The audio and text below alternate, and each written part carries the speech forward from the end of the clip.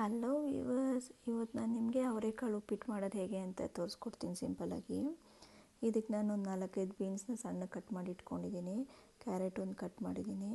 ಒಂದು ಕಪ್ ಆಗೋಷ್ಟು ಅವರೆಕಾಳನ್ನ ತೊಳೆದು ಇಟ್ಕೊಂಡಿದ್ದೀನಿ.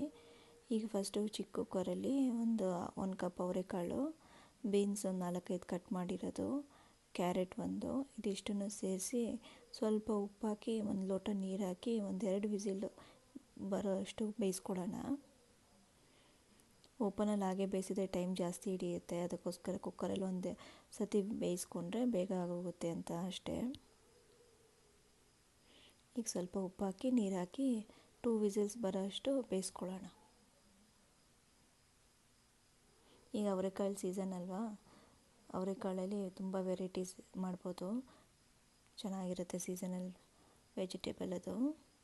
ಈಗ ನಾನು ಬಾಣಲೆಯಲ್ಲಿ 4 ಟೇಬಲ್ ಸ್ಪೂನಷ್ಟು ಎಣ್ಣೆ ಹಾಕ್ಕೊಂಡಿದ್ದೀನಿ. ಎಣ್ಣೆ ಕಾದಿದೆ. ಈಗ 1 ಟೀ ಸ್ಪೂನಷ್ಟು ಸಾಸಿವೆ, 1 ಟೇಬಲ್ ಸ್ಪೂನಷ್ಟು ಕಡಲೆಬೇಳೆ ಹಾಕ್ಕೊಂಡು ಫ್ರೈ ಮಾಡ್ಕೊತಾ ಇದ್ದೀನಿ.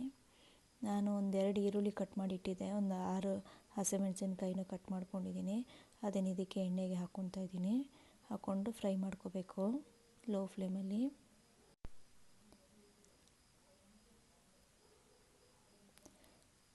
ಲೋ ಫ್ಲೇಮಲ್ಲಿ ಚೆನ್ನಾಗಿ ಫ್ರೈ ಆಗಬೇಕು ಆನಿಯನ್.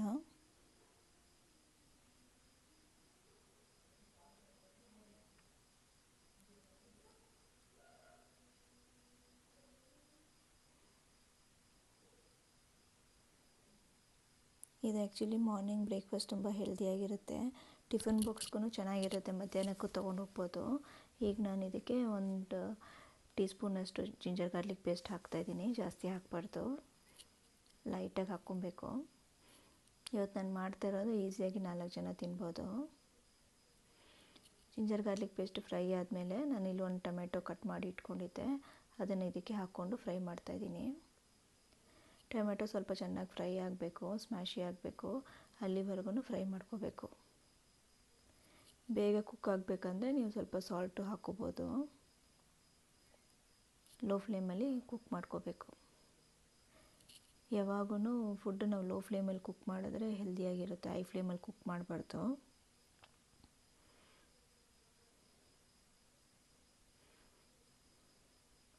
ಈಗ ಟೊಮೆಟೊಸ್ ಎಲ್ಲ ಚೆನ್ನಾಗಿ ಫ್ರೈ ಆಗಿದೆ.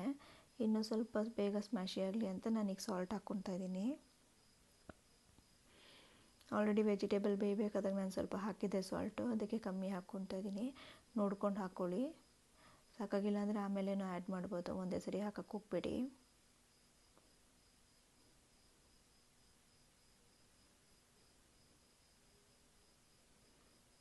ಇದೆಲ್ಲ ಚೆನ್ನಾಗಿ ಫ್ರೈ ಆಗಬೇಕು, ಹಸಿ ವಾಸನೆ ಎಲ್ಲ ಹೋಗಬೇಕು. ಈಗ ನಾನಿಲ್ಲಿ ಕೊತ್ತಂಬರಿ ಮತ್ತು 1 ಹಿಡಿಯಷ್ಟು ಪುದೀನಾನ ನಾನು ಚೆನ್ನಾಗಿ ವಾಶ್ ಮಾಡಿಕೊಂಡು ತೊಳ್ಕೊಂಡು ಕಟ್ ಮಾಡಿ ಇಟ್ಕೊಂಡಿದ್ದೀನಿ, ಅದನ್ನು ಇದಕ್ಕೆ ಆ್ಯಡ್ ಮಾಡ್ತಾಯಿದ್ದೀನಿ. ಮೆಂತ್ಯ ಸೊಪ್ಪು ತುಂಬ ಒಳ್ಳೆಯದು ಹೆಲ್ತಿಗೆ, ಅದಕ್ಕೆ ಮೆಂತ್ಯ ಸೊಪ್ಪನ್ನು ಕೊತ್ತಂಬರಿ ಎರಡನ್ನೂ ಕಟ್ ಮಾಡಿ ಇದಕ್ಕೆ ಹಾಕ್ಕೊತಾ ಇದ್ದೀನಿ. ಪುದೀನ ಹಾಕಿಲ್ಲ, ಆಗಲೇ ಬೈ ಮಿಸ್ಟೇಕ್ ಹೇಳಿಬಿಟ್ಟೆ. ಬರೀ ಮೆಂತ್ಯ ಸೊಪ್ಪನ್ನು ಕೊತ್ತಂಬರಿ ಎರಡನ್ನೂ ವಾಶ್ ಮಾಡಿ ಕಟ್ ಮಾಡಿ ಇದಕ್ಕೆ ಹಾಕ್ಕೊತಾ ಇದ್ದೀನಿ. ನಿಮ್ಮ ಹತ್ರ ಮೆಂತ್ಯ ಸೊಪ್ಪು ಇಲ್ಲ ಅಂದರೆ ಕಸ್ತೂರಿ ಮೇಥಿ 1 ಟೇಬಲ್ ಸ್ಪೂನಷ್ಟು ಹಾಕ್ಕೋಬೋದು, ಚೆನ್ನಾಗಿರುತ್ತೆ ಫ್ಲೇವರು. ಈಗ ಇದಕ್ಕೆ 1/2 ಟೀ ಸ್ಪೂನಷ್ಟು turmeric powder, garam masala 1/2 tea ಸ್ಪೂನಷ್ಟು ಹಾಕಿ ಫ್ರೈ ಮಾಡ್ಕೋಬೇಕು. ರೆಡ್ ಚಿಲ್ಲಿ ಪೌಡರೆಲ್ಲ ಏನು ಬೇಡ, ಯಾಕಂದರೆ ಗ್ರೀನ್ ಚಿಲ್ಲೀಸ್ ಹಾಕ್ಕೊಂಡಿದ್ದೀವಲ್ಲ ನಾವು ಒಗ್ಗರಣೆಗೆ, ಅದೇ ಖಾರ ಸರಿ ಹೋಗುತ್ತೆ. ಈಗ ನಾನಿಲ್ಲಿ ಒಂದು ಚಿಕ್ಕ ಲೋಟ, ಕಾಫಿ ಲೋಟ, ಇದೊಂದು 50 ಗ್ರಾಮ್ ಹಿಡಿಯುತ್ತೆ ಲೋಟ, ಇದರಲ್ಲಿ ನಾನು 3 ಗ್ಲಾಸಸ್ ಆಫ್ ಬನ್ಸಿ ರವೆನ ನಾನು ಡ್ರೈ ಫ್ರೈ ಮಾಡ್ಕೊಂಡಿದ್ದೀನಿ, ಆಲ್ರೆಡಿ ಹುರ್ಕೊಂಡಿದ್ದೀನಿ. ನೀವು ಹುರ್ತಿಲ್ಲ ಅಂದರೆ ರವೆನ ಹುರ್ಕೋಬೇಕು. ಬನ್ಸಿ ರವೆ ತೊಗೊಂಡ್ರೆ ತುಂಬ ಚೆನ್ನಾಗಿರುತ್ತೆ. ಮೀಡಿಯಮ್ ರವೆಲ್ಲೂ ಮಾಡ್ಬೋದು ಇದೇ ಥರನೇ. ನಾನಿವತ್ತು ಬನ್ಸಿ ರವೆಯಲ್ಲಿ ಮಾಡ್ತಾಯಿದ್ದೀನಿ. 3 ಲೋಟ ತೊಗೊಂಡಿದ್ದೀನಿ, ಅಂದರೆ 150 ಗ್ರಾಮ್ಸ್ ಆಫ್ ಬನ್ಸಿ ರವೆ ರೋಸ್ಟೆಡ್ ತೊಗೊಂಡಿದ್ದೀನಿ. ಈಗಿಲ್ಲಿ ಪ್ರೆಷರ್ ಹೋಗಿದೆ ಕುಕ್ಕರು.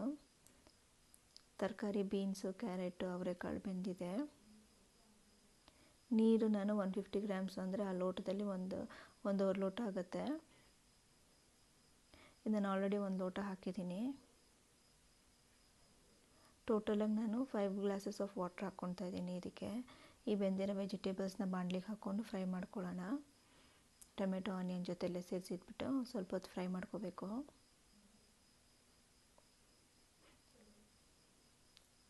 ಆಗ ವೆಜಿಟೇಬಲ್ಸ್ಗೂ ಉಪ್ಪು ಖಾರ ಹಿಡಿಯುತ್ತೆ. ನೀರು ಸಮೇತನೇ ಆ್ಯಡ್ ಮಾಡ್ಕೊಂಡಿದ್ದೀನಿ.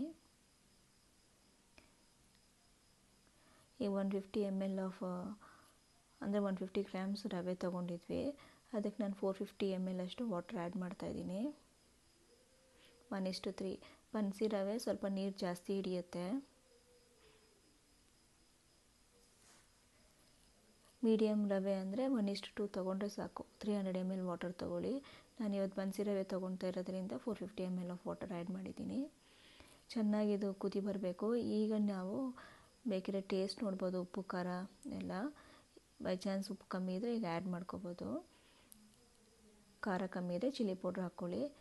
ಈಗ ಚೆನ್ನಾಗಿ ಕುದೀತಾ ಇದೆಯಲ್ಲ ನೀರು, ಅದಕ್ಕೆ ಬನ್ಸಿ ರವೆ ನಾನು ರೋಸ್ಟ್ ಮಾಡಿ ಇಟ್ಕೊಂಡಿದ್ನಲ್ಲ ಅದನ್ನು ಸ್ಲೋ ಆಗಿ ತಿರುಗಿಸ್ಕೊತ ರವೆನ ಆ್ಯಡ್ ಮಾಡ್ತಾ ಹೋಗಬೇಕು.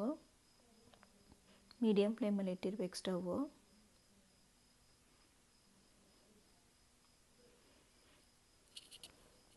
ನೋಡಿ ತುಂಬ ನೀರು ಹಾಕಿದೆ, ಗಟ್ಟಿಯಾಗಿದೆ. ಇದು ಮುಚ್ಚಿ ಒಂದು 2 ನಿಮಿಷನೂ ಕುಕ್ ಮಾಡೋಕ್ಕೆ ಬಿಡಬೇಕು. ಪ್ಲೇಟ್ ಮುಚ್ಚಿಬಿಟ್ಟು ಲೋ ಫ್ಲೇಮಲ್ಲಿ. ಈಗ ಬೆಂದಿದೆ ನೋಡಿ, ಬಿಡಿ ಬಿಡಿಯಾಗಿ ಇದೆ. ಏನು ಹಾಗೇ ನಾವು ಒಂದು 2 ಮಿನಿಟ್ಸ್ ಹಾಗೆ ಮುಚ್ಚಿಟ್ಬಿಟ್ರೆ ರವೆ ಫುಲ್ಲೂ ಅರಳ್ಕೊಳ್ಳುತ್ತೆ, ಚೆನ್ನಾಗಿರುತ್ತೆ. ಇದಕ್ಕೆ ಬೇಕಿದ್ರೆ ನಾವು ತುಪ್ಪನ ಈ ಸ್ಟೇಜಲ್ಲಿ ಹಾಕಿ ಒಂಚೂರು ಮಿಕ್ಸ್ ಮಾಡಿಕೊಂಡ್ರೆ ಫ್ಲೇವರ್ ಚೆನ್ನಾಗಿರುತ್ತೆ, ಟೇಸ್ಟೂ ಚೆನ್ನಾಗಿ ಬರುತ್ತೆ.